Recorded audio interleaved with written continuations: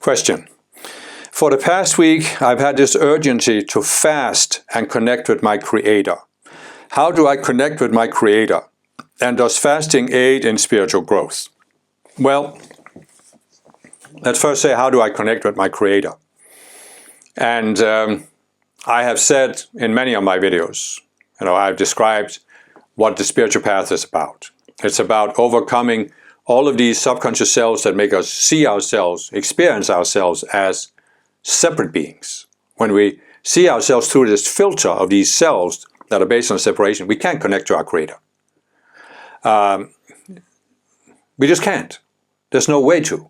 You can mentally think about what it's like to connect, but that's not the same as experiencing a connection. It's the same as you can mentally think about what an apple tastes like, but until you take a bite of the apple, you're not experiencing it.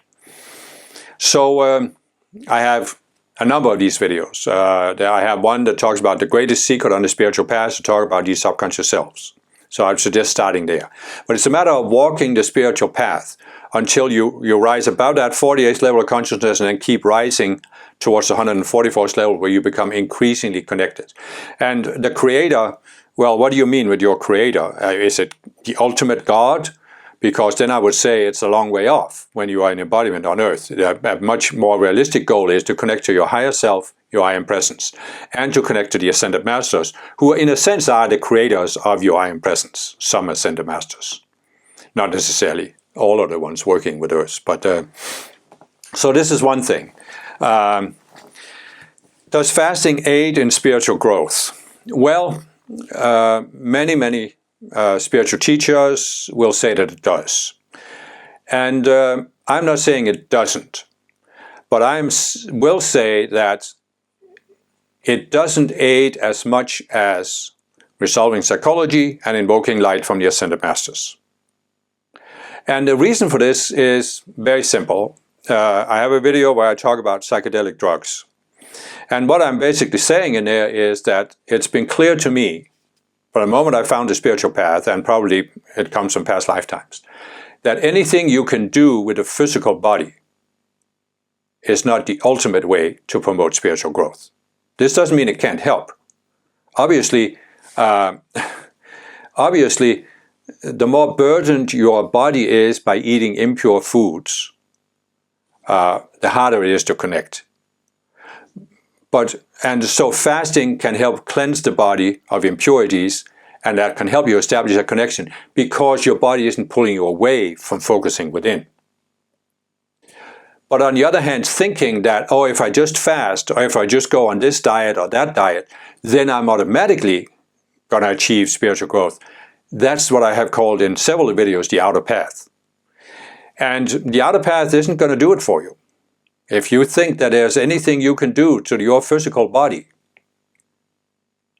that is automatically going to give you spiritual growth or connection to your source, then I don't agree with that.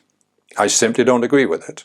And it's because I've had enough lifetimes where I tried to grow spiritually by doing things with the body that I've just gotten to a point where I realize it's not the ultimate. I'm not saying, again, it can't help. And there can be people who are at a certain level of consciousness where this is the next step they need to take, work with their body. So again, I'm not trying to say that whatever you do with the body, whether it's fasting or diet or yoga or this or that it doesn't help people at all.